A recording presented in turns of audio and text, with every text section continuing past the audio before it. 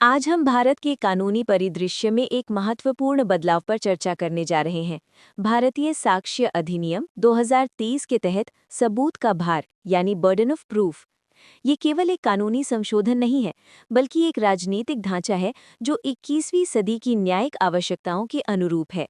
इस व्यापक अवलोकन में हम सबूत के भार के मूल सिद्धांतों और इस नए अधिनियम के तहत हुए प्रमुख परिवर्तनों को समझेंगे। भारतीय साक्ष्य अधिनियम 2023 बीएसए भारत के साक्ष्य कानून में एक नए युग की शुरुआत करता है। ये आधुनिक कानून 1872 के शताब्दी पुराने भारतीय साक्ष्य अधिनियम की जगह लेता है। बीएसए का उद्देश्य भारत के साक्ष्य कानून को समकालीन न्यायिक जरूरतों और तकनीकी प्रगति के साथ संरेखित करना है। ये एक व्यापक बदलाव का प्रतिनिधित्व करता है जो मूलभूत कानूनी सिद्धांतों को बरकरार रखता है, लेकिन साथ ही न्यायिक दक्षता बढ़ाने, अस्पष्टता कम करने और न्याय सुनिश्चित करने के लिए प्रगतिशील प्रावधान पेश करता है। कुछ क्रांतिकारी परिवर्तन हैं: पुराने शब्दों और प्रावधानों का आधुनिकीकरण, डिजिटल और इलेक्ट्रॉनिक साक्ष्य फ्रेमवर्क का एकीकरण, सबूत के भार के आवंटन के लिए प्रक्रियाओं को सुव्यवस्थित करना। आइए सबसे पहले सबूत के भार की मूल अवधारणा को समझते हैं।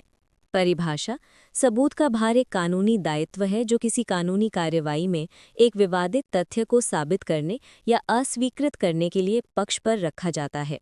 यह निर्धारित करता है कि किस पक्ष को अपने दावे या बचाव को स्थापित करने के लिए साक्ष्य प्रस्तुत करना होगा।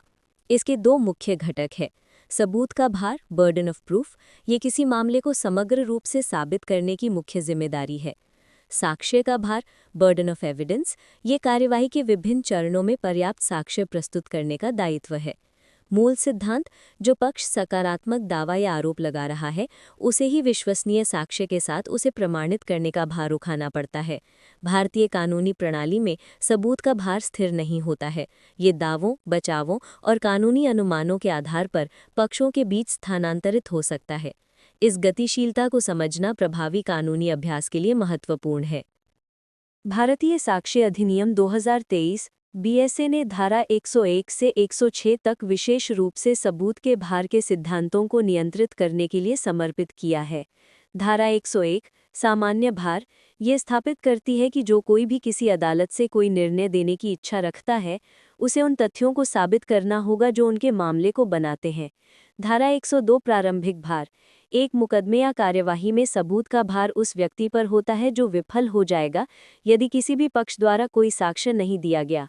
धारा 103 विशिष्ट तथ्य, किसी विशेष तथ्य को साबित करने का भार उस व्यक्ति पर होता है जो न्यायालय से उसके अस्तित्व में विश्वास करने की इच्छा रखता है।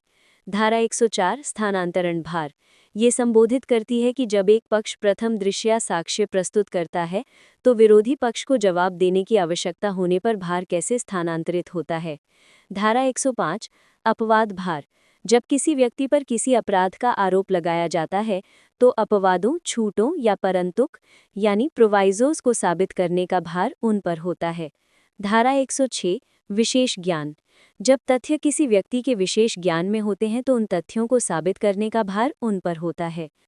बीएसए 2023 भारतीय साक्ष्य अधिनियम 1872 से एक महत्वपूर्ण विकास को दर्शाता है। 1. 1872 औपनिवेशिक युग, भारतीय साक्ष्य अधिनियम ब्रिटिश शासन के दौरान औपनिवेशिक प्रशासन के लिए अधिनियमित किया गया था। 2. 2000-2020 डिजिटल युग की चुनौतियां, इलेक्ट्रॉनिक साक्ष्य की मान्यता की बढ़ती आवश्यकता थी। 3. 2023 आधुनिक ढांचा, भारतीय साक्ष्य अधिनियम अधिनियमित किया गया जो समकालीन भाषा, डिजिटल साक्ष्य प्रावधानों और सुव्यवस्थित प्रक्रियाओं के साथ एक संपूर्ण बदलाव है। प्रमुख सुधारों में शामिल हैं: औपनिवेशिक शब्दावली हटाकर सरल भाषा का उपयोग, इलेक्ट्रॉनिक रिकॉर्ड और डिजिटल साक्ष्य के लिए स्पष्ट प्रावधान, भार आवंटन सिद्धांतों में बढ़ी हुई स्पष्टता। हालांकि सबूत के भार के मूल सिद्धांत बरकरार रखे गए हैं और समय परीक्षित साक्ष्य मानकों को बनाए रखा गया है। सबूत के भार का स्थानांतरण कानूनी कार्यवाही का सबसे गतिशील पहलू है। 1. प्रारंभिक भार यानी इनिशियल बर्डन, दावा करने वाला या कार्यवाही शुरू करने वाला पक्ष विश्वसनीय साक्ष्य के साथ एक प्रथम दृष्टया मामला स्थापित करने का प्रारंभिक भार वहन करता है। 2. प्रथम दृष्टया साक्ष्य यानी प्राइमा फेशी एविडेंस। एक बार जब पर्याप्त साक्ष्य प्रस्तुत हो जाता है जो यथोचित रूप से दावे का समर्थन कर सकता है, तो भार विरोधी पक्ष को खंडन करने या समझाने के लिए स्थानांतरित हो जाता है। 3. खंडन चरण यानी रिबटल फेज। अब भार वहन करने वाले पक्ष को प्रथम दृष्टया मामले का मुकाबला करने के लिए साक्ष्य प्रस्तुत करना होगा, अन्यथा प्रतिकूल निष्कर्ष का जोखिम उठाना होगा। भार स्थानांतरण को ट्रिगर करने वाली परिस्थितियां। वैधानिक अनुमान यानी स्टैट्यूटरी प्रिजम्पशंस, जब कानून कुछ तथ्यों को अनुमानित करता है। विशेष ज्ञान यानी तथ्य जो एक पक्ष के विशेष ज्ञान में होते हैं, धारा 106। बचाव पक्ष द्वारा उठाए गए तर्क, जब प्रतिवादी सकारात्मक बचाव या अपवाद उठाता है। आपराधिक कानून में न्याय का स्वर्णिम धागा सिद्धांत यानी गोल्डन थ्रेड प्रिंसिपल लागू होता है। अभियोजन का भार अभियोजन पक्ष पर उचित संदेह से परे दोष साबित करने का भार होता है। यह सिद्धांत निर्दोषिता की धारणा की रक्षा करता है। अभियुक्त को अपनी निर्दोषिता साबित करने की आवश्यकता नहीं होती है। भार पूरी तरह से अभियोजन पक्ष पर रहता है। अभियोजन पक्ष को क्या साबित करना होगा? कार्य, दुराशय, वैध औचित्य की अनुपस्थिति और अपराध के सभी भौतिक तत्व। BSA 2023 के तहत अपवाद, जहां भार अभियुक्त पर शिफ्ट होता है। धारा 105 सामान्य अपवादों, छूटों या परंतुकों को साबित करने का भार अभियुक्त पर होता है। धारा 106 अभियुक्त के विशेष ज्ञान के भीतर के तथ्य। प्रमाण का मानक। इन अपवादों के तहत अभियुक्त के लिए प्रमाण का मानक संभावना की प्रबलता होता है, न कि उचित संदेह से परे। महत्वपूर्ण अंतर। अभियोजन पक्ष का उचित संदेह से परे दोष स्थापित करने का प्राथमिक भार कभी भी पूरी तरह से समाप्त नहीं होता है। दीवानी कार्यवाही में सबूत का भार आपराधिक मामलों से अलग तरह से संचालित होता है। मानक संभावना की प्रबलता या संभावना के संतुलन का होता है, न कि उचित संदेह के परे। 1. वादी का प्रारंभिक भार यानी प्लेंटिफ्स इनिशियल बर्डन। दीवानी कार्यवाही शुरू करने वाले वादी को अपने कारण के तथ्यों को साबित करना होगा।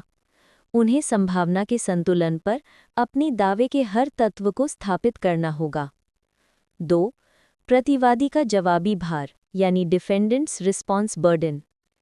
एक बार जब वादी प्रथम दृष्टया मामला स्थापित कर लेता है, तो भार प्रतिवादी पर स्थानांतरित हो जाता है, ताकि वो वादी के मामले को अस्वीकृत कर सके या किसी भी सकारात्मक बचाव या जवाबी दावे को स्थापित कर सके जिस पर वे निर्भर रहना चाहते हैं। स्लाइड पर दिए गए उदाहरण अनुबंध विवाद, अपकृत्य दावे और संपत्ति विवाद दर्शाते हैं कि भार कैसे बदलता है। अनुमान कानूनी उपकरण हैं जो सबूत के भार को महत्वपूर्ण रूप से प्रभावित करते हैं। कानून कुछ सिद्ध तथ्यों से तथ्यों की धारणाएं बनाने के लिए न्यायालयों को आवश्यक बनाता है, जिससे अनिवार्य रूप से उस पक्ष के विरुद्ध भार स्थानांतरित हो जाता है जिसके विरुद्ध अनुमान संचालित होता है। कुछ महत्वपूर्ण अनुमान। निर्दोषिता की धारणा। आपराधिक कानून में मौलिक अभियुक्त को निर्दोष माना जाता है। उचित निष्पादन की धारणा। दस्तावेज जो उचित रूप से निष्पादित दिखाई देते हैं उन्हें वास्तविक माना जाता है। निरंतरता की धारणा। सिद्ध तथ्य और शर्तें तब तक जारी रहने के लिए अनुमानित है जब तक कि विपरीत साबित न हो जाए। मृत्यु की धारणा। 7 साल से नहीं सुना गया व्यक्ति मृत माना जाता है। खंडनीय और अखंडनीय अनुमान। अधिकांश अनुमान खंडनीय होते हैं, जिसका अर्थ है कि विपरीत पक्ष उन्हें अस्वीकृत करने के लिए साक्ष्य प्रस्तुत कर सकता है। कुछ अनुमान अखंडनीय होते हैं जो निर्णायक होते हैं और उन्हें चुनौती नहीं दी जा सकती। भारतीय साक्ष्य अधिनियम 2023 के तहत मुकदमेबाजी में सफलता के लिए सबूत के भार के सिद्धांतों में महारत हासिल करना आवश्यक है। रणनीतिक साक्ष्य योजना। भार के नियमों को समझना वकीलों को साक्ष्य प्रस्तुति की रणनीतिक योजना बनाने में सक्षम बनाता है। समय और अनुक्रमण। ये जानना कि भार कब स्थानांतरित होता है, साक्ष्य प्रस्तुति के इष्टतम समय और गवाहों की जांच को निर्धारित करने में मदद करता है। दस्तावेजीकरण मानक। उचित दस्तावेजीकरण महत्वपूर्ण हो जाता है, खासकर विशेष ज्ञान के तथ्यों के लिए। धारा 106। उदाहरण केस स्टडी। दहेज मृत्यु अभियोजन, डाउरी डेथ प्रोसिक्यूशन, भार आवंटन, अभियोजन पक्ष को विवाह के 7 साल के भीतर दहेज की मांग से संबंधित संदिग्ध परिस्थितियों में मृत्यु को साबित करना होगा। वैधानिक अनुमान: एक बार मूल तथ्य सिद्ध हो जाने पर यह अनुमान उत्पन्न होता है कि अभियुक्त ने मृत्यु का कारण बनाया। अभियुक्त का भार अभियुक्त पर अपनी निर्दोषता साबित करने के लिए स्थानांतरित हो जाता है, लेकिन मानक संभावना की प्रबलता है।